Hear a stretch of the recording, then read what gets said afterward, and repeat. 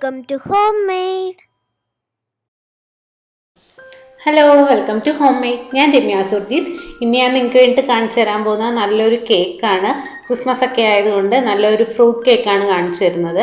സാധാരണ fruit cake, plum കേക്കൊക്കെ നമ്മൾ ചെയ്യുന്നത് റമ്മിൽ കുതിർത്താണ്. ഡ്രൈ ഫ്രൂട്ട്സ് എല്ലാം റമ്മിൽ കുതിർത്താണ് ചെയ്യാറുള്ളത്. ഞാനിത് ആൽക്കഹോളൊന്നും യൂസ് ചെയ്യാതെ അതിന് പകരം ഓറഞ്ച് ജ്യൂസിലാണ് ചെയ്തിരിക്കുന്നത്. നല്ല സോഫ്റ്റായിട്ട്, അതുപോലെ തന്നെ നല്ല വെറ്റായിട്ട്, നല്ല നനവോട് കൂടിയ കേക്ക് കിട്ടും. അതാകുമ്പോൾ നല്ല ടേസ്റ്റാണ് കഴിക്കാനായിട്ട്. ഞാൻ ഈ പറയുന്ന മെഷർമെൻറ്റ്സ് എല്ലാം കൃത്യമായിട്ട് എടുക്കുക. അപ്പോൾ നിങ്ങൾക്ക് കറക്റ്റായിട്ട് നല്ല കുതിർന്ന നല്ല സോഫ്റ്റ് ആയിട്ടുള്ള ഫ്രൂട്ട് കേക്ക് കിട്ടും.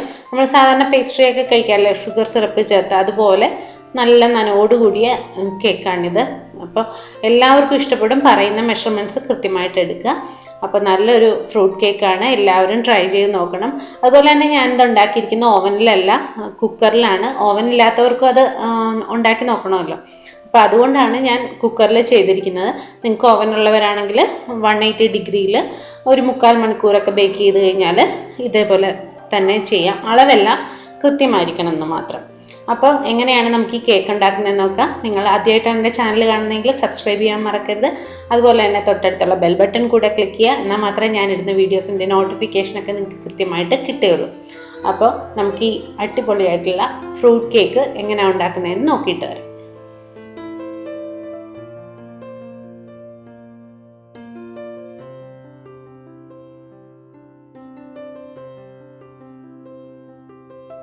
കേക്ക് ഉണ്ടാക്കാനായിട്ട് ആദ്യം തന്നെ നമുക്ക് ചെയ്യേണ്ടത് ഡ്രൈ ഫ്രൂട്ട്സ് ഒന്ന് കുതിർക്കാനായിട്ട് വെക്കുക എന്നുള്ളതാണ്.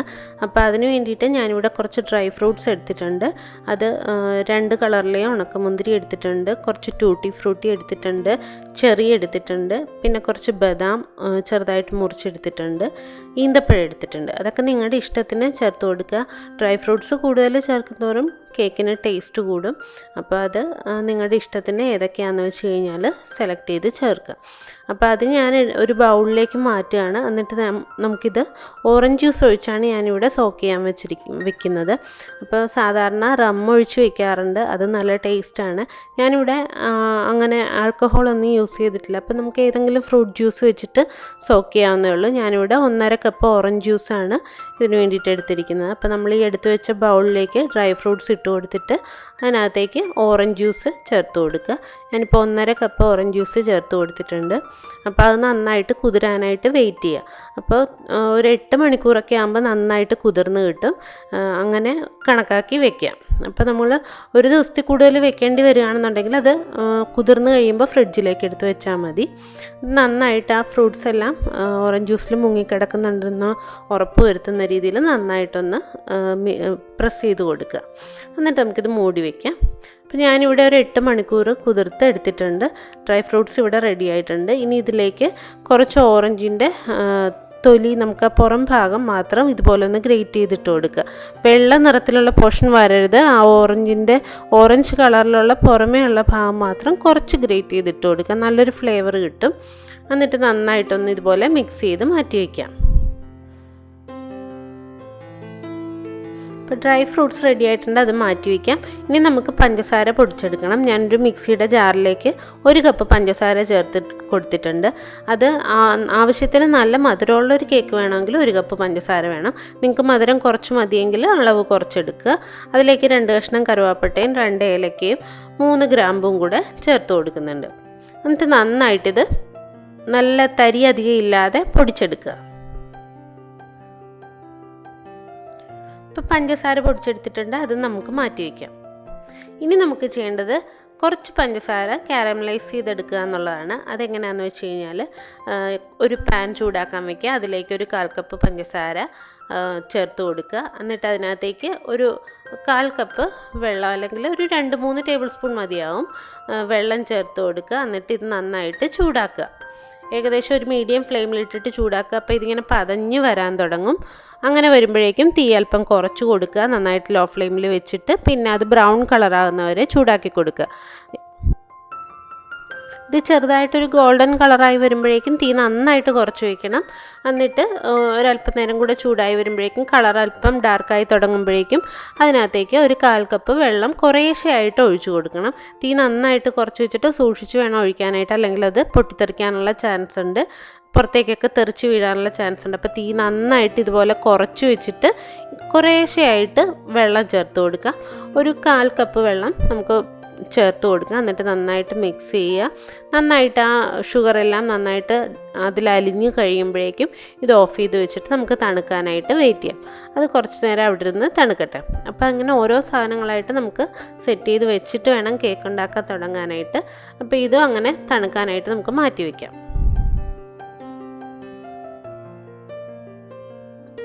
ഇനി നമുക്ക് കേക്കിന് വേണ്ട ഡ്രൈ ഇൻഗ്രീഡിയൻസ് റെഡിയാക്കണം. അതിന് വേണ്ടിയിട്ട് ഒരു പ്ലേറ്റിന് മുകളിലേക്ക് ഞാനൊരു അരിപ്പ് വെച്ച് കൊടുത്തിട്ടുണ്ട്. അതിനകത്തേക്ക് 1 കപ്പ് മൈദ ആദ്യം ചേർത്ത് കൊടുക്കാം. പിന്നെ നമുക്ക് 1 ടീസ്പൂണോളം ബേക്കിംഗ് പൗഡർ ചേർത്ത് കൊടുക്കണം. പിന്നെ വേണ്ടത് 1/2 ടീസ്പൂൺ ബേക്കിംഗ് സോഡയാണ്. പിന്നെ ഒരു നുള്ള് ഉപ്പും കൂടെ ചേർത്തതിന് ശേഷം ഇത് നന്നായിട്ടൊരു സ്പൂൺ കൊണ്ട് മിക്സ് ചെയ്ത് അരിച്ചെടുക്കുക. അപ്പോൾ 1-2 പ്രാവശ്യം ചെയ്യുന്നത് നല്ലതായിരിക്കും.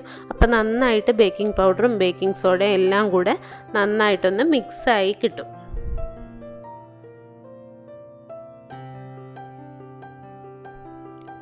ഇനി ഇത് നന്നായിട്ട് അരിച്ചതിന് ശേഷം അതും മാറ്റി വയ്ക്കാം.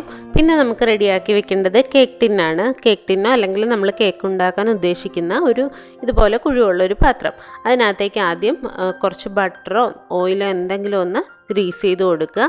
അതിനുശേഷം അതിന് മുകളിലേക്ക് ഒരു ഓയിൽ പേപ്പർ വെച്ചതിന് ശേഷം അതിൻ്റെ പുറത്തും അതുപോലെ തന്നെ ഓയിൽ ഗ്രീസ് ചെയ്ത് കൊടുക്കണം. അപ്പോൾ കേക്ക് അതിൽ ഒട്ടിപ്പിടിക്കാതെ വിട്ട് കിട്ടാൻ വേണ്ടിയിട്ടാണ് നമ്മളങ്ങനെ ചെയ്യുന്നത്. അപ്പോൾ അതും റെഡിയാക്കി വയ്ക്കുക. ഇനി നമുക്ക് കേക്ക് ഉണ്ടാക്കാൻ തുടങ്ങാം. ഞാനിവിടെ മിക്സിയിലാണ് എല്ലാം ബീറ്റ് ചെയ്തെടുക്കുന്നത്. അപ്പോൾ ഞാനിവിടെ പഞ്ചസാര പൊടിച്ച ജാറ് തന്നെയാണ്, അത് കഴുകിയിട്ടില്ല എന്നേ ഉള്ളൂ. അത് കുഴപ്പമില്ല. അതിനകത്തേക്ക് 2 മുട്ട ചേർത്ത് കൊടുക്കുന്നുണ്ട്. 2 കോഴിമുട്ടയാണ് ചേർത്ത് കൊടുക്കുന്നത്. അത് നമുക്ക് നന്നായിട്ടൊന്ന് അടിച്ച് പതപ്പിച്ചെടുക്കണം. അപ്പോൾ നമ്മൾ വിസ്ക് ഉപയോഗിച്ചും ചെയ്യാം.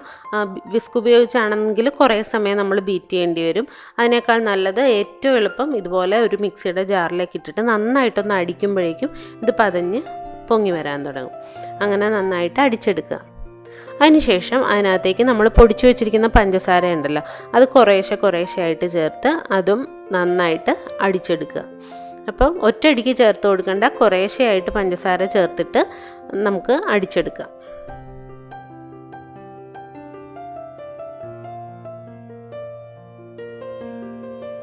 അപ്പോൾ പഞ്ചസാരയെല്ലാം ചേർത്ത് നന്നായിട്ട് അടിച്ചെടുത്തിട്ടുണ്ട്. ഇനി ഇതിനകത്തേക്ക് 1/4 കപ്പ് ഓയിൽ ഒഴിച്ചു കൊടുക്കണം. വെളിച്ചെണ്ണയും ഒലിവ് ഓയിലും ഒഴികെ ബാക്കി ഏതെങ്കിലും വെജിറ്റബിൾ ഓയിൽ ചേർത്ത് കൊടുക്കുക. ഞാനിവിടെ സൺഫ്ലവർ ഓയിലാണ് യൂസ് ചെയ്തിരിക്കുന്നത്. അതല്ല നിങ്ങൾക്ക് ബട്ടർ വേണമെങ്കിൽ അതും ചേർത്ത് കൊടുക്കാം. ഞാനിപ്പോൾ സൺഫ്ലവർ ഓയിലാണ് എടുത്തേക്കുന്നത്. ഒരു 1/4 കപ്പ് മതി. എന്നിട്ട് അതും കൂടെ ചേർത്തിട്ട് ഒന്നുകൂടെ നന്നായിട്ട് അടിച്ചെടുക്കുക. എന്നിട്ട് അത് നമുക്ക് ഒരു ബൗളിലേക്ക്, ഇത് മിക്സ് ചെയ്യാനുള്ള ഒരു വലിയ ബൗളിലേക്ക് മാറ്റിയെടുക്കാം.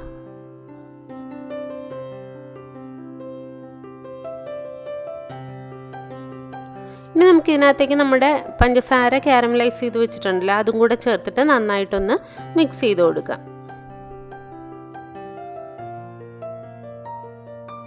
ഇത് ചേർക്കുമ്പോഴേക്കും നമ്മുടെ ആ ബാറ്ററിൻ്റെ കളർ അങ്ങ് മാറി വരും. ഒരു ബ്രൗൺ കളറായി വരും നമ്മുടെ ബാറ്റർ. അപ്പോൾ നന്നായിട്ടൊന്ന് മിക്സ് ചെയ്ത് കൊടുക്കുക. ഇനി നമുക്ക് ഇതിനകത്തേക്ക് ചേർക്കേണ്ടത് നമ്മൾ അരിച്ചു വെച്ചിരിക്കുന്ന മൈദയുടെ മിക്സ് ഉണ്ടല്ലോ, അത് കുറേശ്ശെയായിട്ട് ചേർത്ത് ഒരു സ്പാറ്റില വെച്ചിട്ട് ഫോൾഡ് ചെയ്തെടുക്കുക. ഒരു പരന്ന തടിയുടെ തവിയോ എന്തെങ്കിലും വെച്ചിട്ട് ഒത്തിരി കുത്തി ഇളക്കരുത്. ഒന്ന് ഒരേ ഡയറക്ഷനിൽ ഇതുപോലെ സോഫ്റ്റായിട്ടൊന്ന് മിക്സ് ചെയ്ത് കൊടുക്കുക.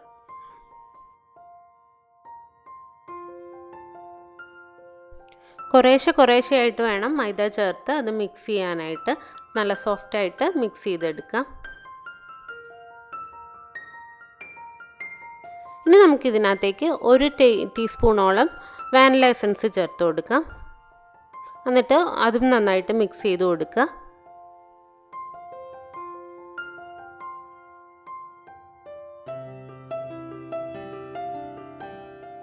ഇനി അവസാനമായിട്ട് നമ്മൾ സോക്ക് ചെയ്ത് വെച്ചിരിക്കുന്ന ഡ്രൈ ഫ്രൂട്ട്സും കൂടെ ഇതിനകത്തേക്ക് ചേർത്ത് കൊടുത്ത് നന്നായിട്ടൊന്ന് മിക്സ് ചെയ്തതിന് ശേഷം നമുക്ക് ബേക്ക് ചെയ്യാം. ഇപ്പം നിറയെ ഡ്രൈ ഫ്രൂട്ട്സ് ചേർക്കുമ്പോഴേക്കും അത് നല്ല ടേസ്റ്റാണ് കേക്ക് കഴിക്കാനായിട്ട്. ചിലർക്ക് ഡ്രൈ ഫ്രൂട്ട്സ് ഒത്തിരി ചേർക്കുന്ന ഇഷ്ടം ഉണ്ടാവില്ല. അങ്ങനെയാണെങ്കിൽ അതിൻ്റെ അളവ് കുറയ്ക്കുക. അപ്പം നന്നായിട്ട് മിക്സ് ചെയ്തു. ഇനി നമ്മൾ റെഡിയാക്കി വെച്ചിരിക്കുന്ന ആ ഒരു കേക്ക് ടിന്നിലേക്ക് ഇത് ഒഴിച്ചു കൊടുക്കുക. എന്നിട്ട് രണ്ടോ മൂന്നോ പ്രാവശ്യം ഒന്ന് നന്നായിട്ട് താഴേക്ക് തട്ടിക്കൊടുക്കുക. അപ്പോൾ അതിനുള്ളിലെ എയർ ബബിൾസ് എല്ലാം എക്സ്ട്രാ ഉള്ള എയർ ബബിൾസ് എല്ലാം പുറത്തേക്ക് പോയി കിട്ടും. അതിന് വേണ്ടിയിട്ടാണ് നമ്മൾ ഇതുപോലെ ഒന്ന് ടാപ്പ് ചെയ്ത് കൊടുക്കണം.